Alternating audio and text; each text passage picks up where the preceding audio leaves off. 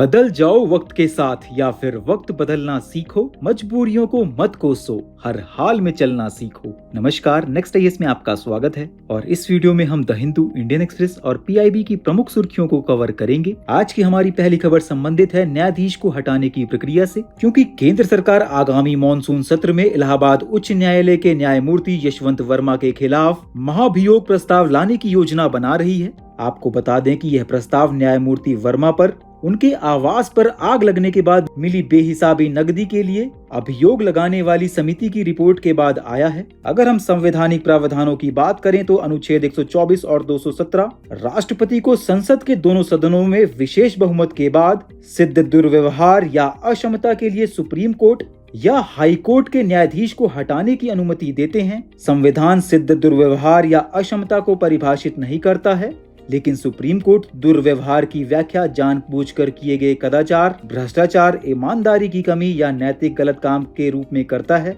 जबकि अक्षमता शारीरिक या मानसिक चिकित्सा स्थितियों को संदर्भित करती है।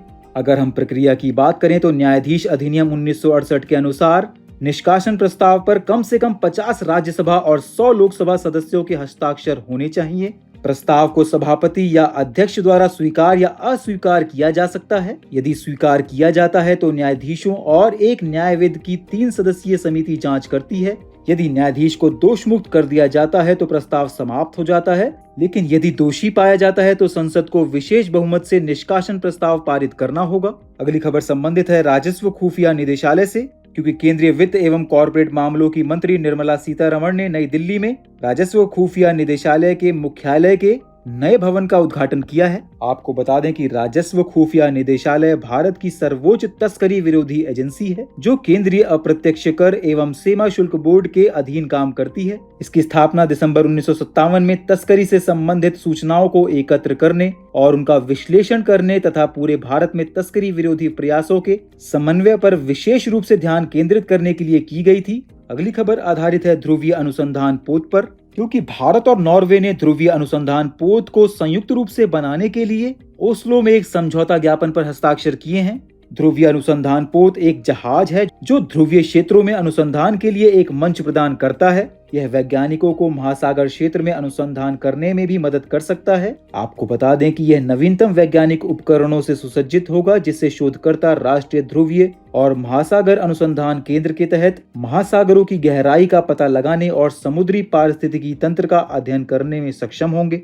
और आपके लिए जानना यह आवश्यक है कि भारत वर्तमान में ध्रुवीय क्षेत्रों में 3 अनुसंधान बेस स्टेशन संचालित करता है, जिसमें भारती और मैत्री हैं, जो कि अंटार्कटिका में स्थित हैं, और आर्कटिक क्षेत्र में स्थित है हिमाद्री। आज की हमारी आखिरी खबर संबंधित है शत्रु संपत्ति से, क्योंकि हाल ही में गृह मंत्रालय ने नैनीताल के एक ऐतिहासिक मेट्रोपोल होटल को पार्किंग सुविधा के रूप में उपयोग के लिए अस्थायी रूप से आवंटित किया है। आपको बता दें कि यह मेट्रोपोल होटल शत्रु संपत्ति के रूप में वर्गीकृत है। आपके लिए जानना आवश्यक है कि शत्रु संपत्तियां भारत में उन व्यक्तियों द्वारा छोड़ी गई संपत्तियां हैं जो संघर्ष के दौरान दूसरे देशों जैसे पाकिस्तान या चीन में चले गए। आपको बता दें कि शत्रु संपत्तियों को विरासत में नहीं लिया जा सकता है या स्थानांतरित नहीं किया जा सकता। 2017 के संशोधन ने शत्रु की परिभाषा का विस्तार करके कानूनी उत्तराधिकारियों को शामिल करके विरासत के दावों को और अधिक प्रतिबंधित कर दिया है, जिससे स्थायी सरकार नियंत्रण सुनिश्चित हुआ। अगर हम संवैधानिक प्रावधानों की बात करें तो भारत में संपत्ति का अधिकार मूल रूप से अनुच्छेद 19